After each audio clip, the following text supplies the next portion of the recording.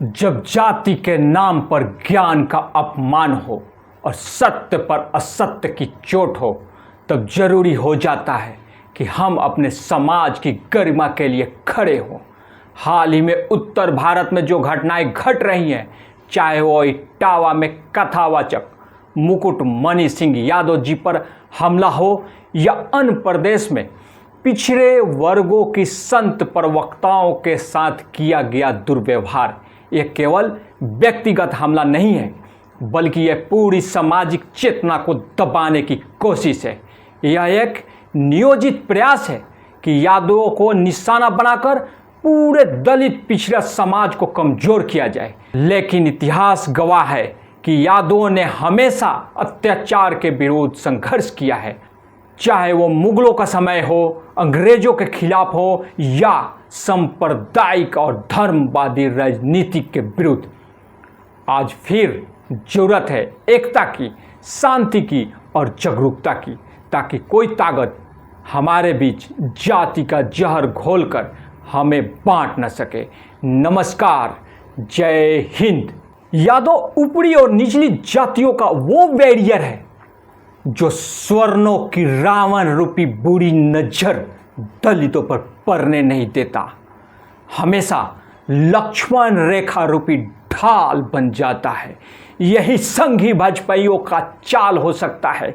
पिछले कुछ महीना पहले यादवों को राजपूत के द्वारा टारगेट किया गया, अब ब्राह्मणों के द्वारा पूरे भारत में एक नैरेटिव सेट किया जा रहा है।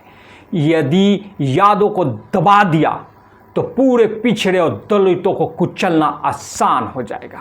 यह सब स्क्रिप्टेड है और सब योजनाबद्ध रूप में किया जा रहा है। अभी जो इटावा में कथावाचक मुकुट मणि सिंह यादव, शाम कठेरिया और उनके साथियों के ऊपर जो घटना हुई, वो पहले धर्म था, इसी का पालन ब्राह्मणों ने किया।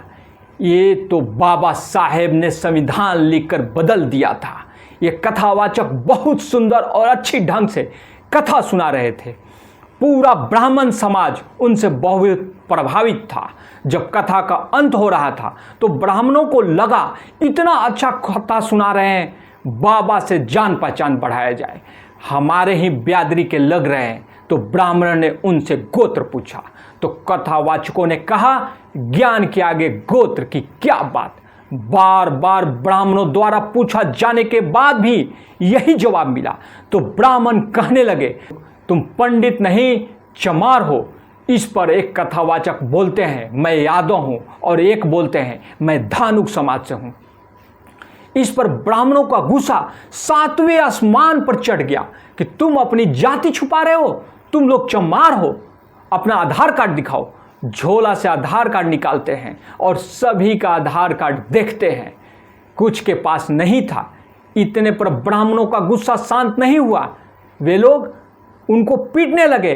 फिर बाद में उनका सिर मुड़वाई, चोटियां काटी और छोटी और सबसे बड़ी घटना उन्होंने उस चीज को की जिसको निर्लज्ज, लज्जा जो कहे वो कह सकते हैं।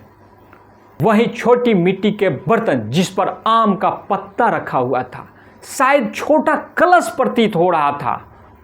एक ब्राह्मण बोलता है कि भाभी इसमें पेशाब करके लाओ, इनके ऊपर छिड़कना है, इनको शुद्धिकरण करना है। महिला वह मिट्टी का बर्तन लेके जाती है, पर बर्तन का मुंह छोटा होता है जिसके कारण पेशाब नहीं आ रहा था। फिर ब्राह्मण महिला ने एक चौड़ी कटोरी में उसी भीड़ के पास करके लाती है और उन कथावाचकों पर छिड़कती है और उनको शुद्धिकरण करती है। उसके बाद भी इन लोगों का मन नहीं भरा। उसके बाद छोटे बच्चे सहित सभी के पैरों पर नाक रगड़वाया जाता है, वो भी झुककर। इस घटना के बाद कथावाचकों ने थाने में केस करते हैं, तो उलट ब्राह्मणों ने भी झूठा आरोप उन पर लगा रहे हैं। ये झूठा आरोप इसलिए लगा रहे हैं कि ब्राह्मणों द्वारा एक नहीं कई जगह इस तरह का हरकत किया जा चुका है। अभी कुछ समय पहले छत्तीसगढ़ में यामिनी साहू जो तेली समाज से थी, शिक्षिका थी, कथा प्रवचन करने गई थी, तो वहाँ भी ब्राह्मणों ने उनसे बदसलूकी की और उनसे बोला कि तुम मुजरा करने लायक हो, मुजरा करो। वहीं मध्य प्रदेश में देविका पटेल जो कुर्मी जाति की थी, प्रवचन दे रही थी, तब भी ब्राह्मणों ने उनको प्रवचन को रुका दिया कि तुम शूद्र हो, कथा कैसे सुना सकती हो? यदि कथा सुनाना है तो ब्राह्मण से शादी कर लो या उनसे संबंध बना के शुद्धिकरण कर लो। देविकी पटेल ने हिम्मत करके एफआईआर भी किया, पर पुलिस ने एफआईआर यह कहते हुए नहीं लिया कि ऊपर से मार्गदर्शन आएगा वैसा ही करेंगे। बार बार एक ही तरह का हरकत ब्राह्मणों द्वारा किया जा रहा है। इससे प्रतीत होता है कि ब्राह्मण झूठ बोल रहे हैं, झूठा आरोप लगा रहे हैं। ऐसे सैकड़ों घटनाएं ब्राह्मणों द्वारा किया जा चुका है। कभी दलित नेता के मंदिर में जाने से रोका, तो कभी पिछड़ी जाति के मुख्यमंत्री की कुर्सी साफ करवाई, तो कभी दलित राष्ट्रपति के लिए तो मंदिर ही नहीं खुलवाई। आदि ये घटनाएं चीख चीख कर बोलती हैं। ये सब अब फिर से ब्राह्मण गुलामी रूपी समाज चाहते हैं। अब सवाल उठता है कि अब क्या होगा? यदि ऐसा ही होते रहा तो यादव समाज जाहिर है कि तांडव मचा देगा, क्योंकि यादवों के आगे मुगलों को झुकना पड़ा, अंग्रेजों को झुकना पड़ा।